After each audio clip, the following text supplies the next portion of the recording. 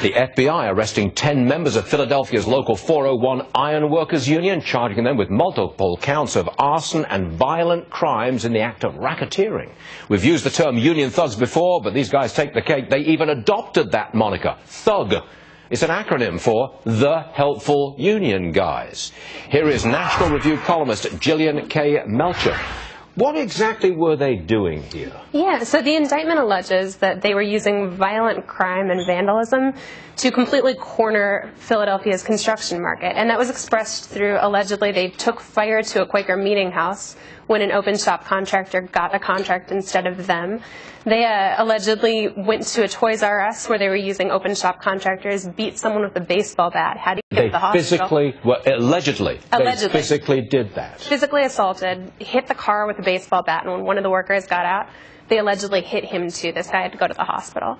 This is a PR disaster for the union movement. Because this, I mean, they use the word thug to describe themselves. This is exactly, I thought, what they were trying to get away from. It is, but the indictment's extremely colorful. It's got one of the union leaders talking about how he actually wishes that he had cancer so he could show up at a site with a competing union.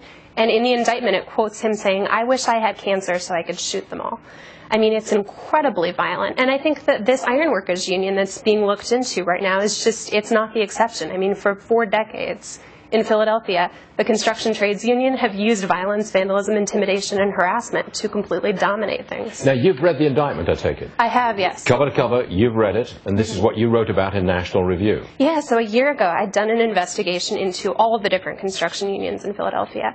And it was really interesting for me reporting on it because contractors were so nervous and so intimidated that they were afraid to go on the record. I mean, they were terrified. Did you know any of these guys? Did you know any of the guys who were indicted? You know, I looked into them. Yeah. I know there have been several complaints about them with the National Labor Relations Board.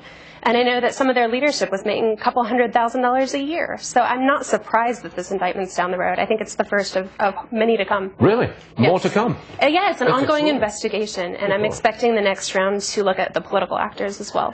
Gillian K. Melcher, we thank you very much for joining us. It's an interesting story. Thank you. Please keep us up to date. Thank you. Thank you.